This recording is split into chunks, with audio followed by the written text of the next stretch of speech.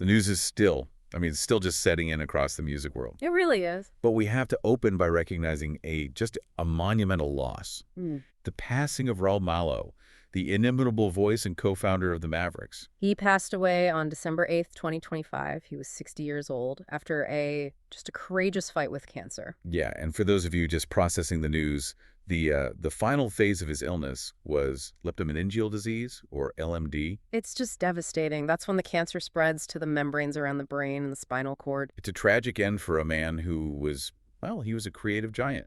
Plain and simple. He was, and he was so much more than a great singer. He was this artistic force that for 35 years just refused to be categorized. So that's our goal here today. Exactly. For you, our listener, this deep dive is about synthesizing that legacy.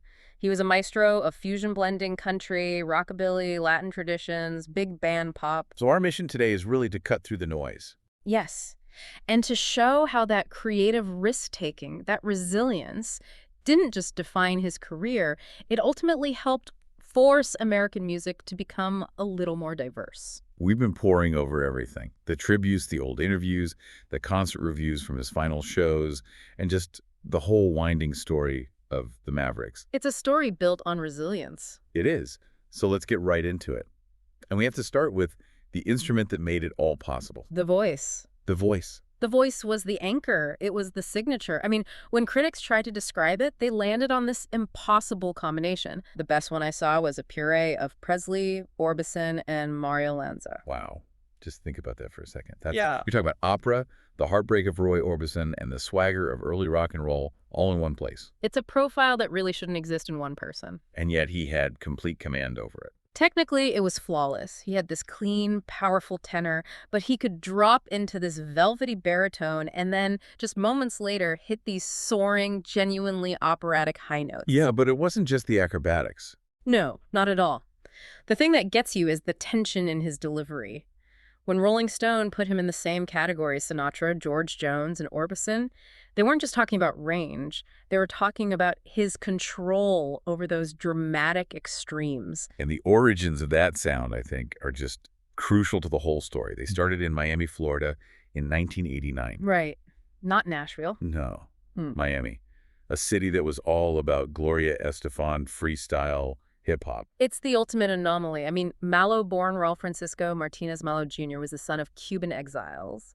His household was this auditory kaleidoscope. What do you mean by that? His dad loved classic Cuban music, his mom loved opera, and Raul himself was just soaking up everything. American Johnny Cash, the British Invasion, swing music. So the band's sound was almost inevitable then, this mix of country, Latin rhythms, surf rock. It was. But it was a serious grind to get anyone to listen to it in Miami back then. Right, because the sources point out they were kind of stuck. They were too country for the rock clubs, but... But way too weird for the country venues, which, just wanted cover bands. So what do they do? They carved out their own space. They played in punk and rock clubs, literally going underground just to play their version of American roots music. And that spirit, that refusal to conform, you see it carry straight over when they finally get to Nashville. Absolutely. Moving to Nashville in the late 80s, early 90s, that meant you were entering this hyper-traditional, often, let's be honest, homogenized scene. And Malo's background, his very name, was a challenge to that. It was. His full name, Raul Francisco Martinez Malo Jr., was an immediate, and you can tell from interviews, often a self-conscious challenge for the radio gatekeepers. And that friction wasn't just some abstract idea. It got personal. It got immediate.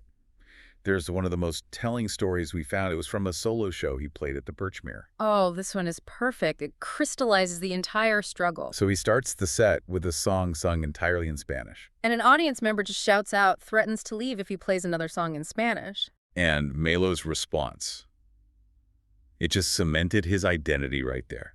He didn't miss a beat. He immediately launched into a second Spanish song. And he said later his genuine thought was, if I'd known it was going to be that easy to get the heckler to leave. That's just perfect. It's a total commitment. You like my music. You accept all of me, period. And that lack of compromise, it directly translated into their biggest attempts at commercial success, which ironically is what showed them the limits of the genre. You got about all you ever do is bring me down. Exactly.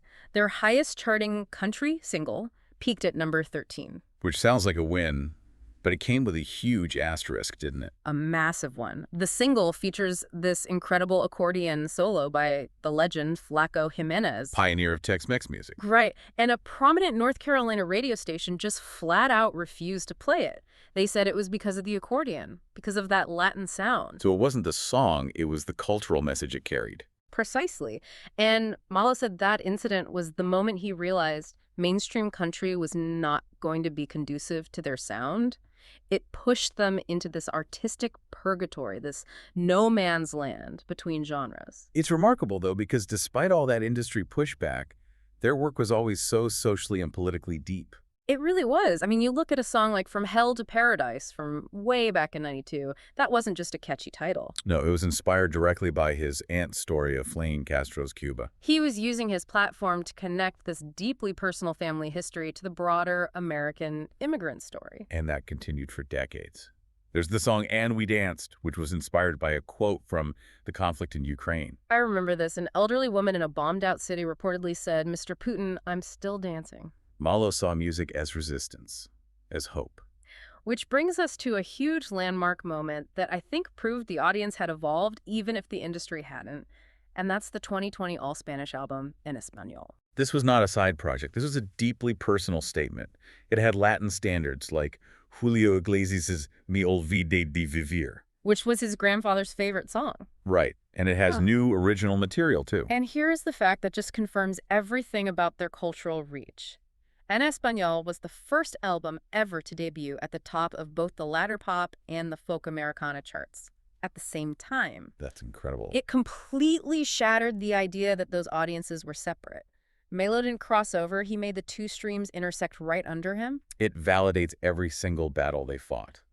But of course, the Maverick story is anything but a straight line. It's a series of starts and stops. And the first breakup around 1999-2000 was brutal. Malo talked about internal strife and pent-up animosity. Yeah, creative exhaustion, just being burned out by the constant touring and trying to fit into a box that was never meant for them. So after that split, he launched this decade-plus solo career. I mean, a dozen albums, collaborations. He was completely free. But it wasn't easy. That period was intensely challenging for him. It was exhausting. He said his 2010 album, Sinners and Saints, was the hardest he ever worked on. And the reason why is that it was the first time he was totally free of the Mavericks template. He poured everything in there. Latin, jazz, alt-country, blues. He had to be the master of every style and the business manager for the entire project. Exactly. And it's worth remembering, in 2010, the year he made that album, he was crystal clear. He was done with the Mavericks. He completely dismissed any idea of a reunion. Which is why the 2012 reunion just caught everyone so off guard. What could possibly pull him back to a project he seemed so finished with? The sources show it was a combination of two things, and the first one is just the most beautiful reason. The music. Music itself. He started writing new songs, and they demanded the full big band sound of the Mavericks. They were Maverick songs. Nothing else would do. But there was a second, more pragmatic piece to it. There was. They got a massive festival offer, and that confirmed two things. One, the demand was still incredibly high, and two, that serious money was on the table. So it wasn't just a nostalgia trip. It was a real, viable second act. He was convinced it was for something serious, and he was right. The reunion albums, In Time, Mono, Brand New Day, they were all critically acclaimed. And the vibe was different. Malo said, everybody is more aware, and they were having so much more fun than ever before. They had finally earned their creative independence. They realized they didn't have to play the game anymore. They could do whatever they wanted. And their audience would follow them. They'd achieved that rare status of being fully defined only by their own unique identity. And that unique, sort of niche identity led him to that witty self-description he used. He called himself the most famous person you've never heard of. The Americana cult hero. And that cult following, tragically, is what carried him through his final, incredibly difficult months. Yeah, the timeline of his health battle is it's key to understanding the emotional weight of his final chapter. The colon cancer diagnosis in June 2024, and then the progression to LMD in September 2025. It was swift and devastating. It forced him to cancel everything. All remaining 2025 dates, including that big co-headlining tour with Dwight Yoakam. But the community just refused to let the year end on a cancellation. They rallied. They organized something extraordinary. A massive 2-night tribute, Dance the Night Away. A 35-year musical legacy held at the Ryman Auditorium just days before he passed. And the guest list, I mean, it just shows the immense respect he had earned. It was a who's who of American roots music. Marty Stewart, Steve Earle, Patty Griffin, Jamie Johnson, Jim Lauderdale. And they weren't just singing covers, they were performing Maverick songs, backed by Malo's own bandmates. A total validation of his life's work. It was. And the most heartbreaking detail is that Malo had planned to be there with his family. But he was hospitalized the day before the event. Yet, even in his absence, his voice was still heard. They read a powerful letter from him at the tribute. It was the maestro's final message. He said that music had been the guiding force of his entire life, from his childhood in Miami to stages all over the world. He spoke of his deepest pride, raising his 3 sons, Dino, Victor, and Max. And he thanked the fans. He spoke directly to them. He said that on the absolute hardest days, it was their letters and their stories that sustained him. His final sentence, shared with that Ryman audience. It's just the perfect summary of his spirit. He thanked the fans for giving his voice a place to live, even when my body cannot be the one delivering it. It's the ultimate statement from an artist who knew the legacy is the work, not the vessel. It is.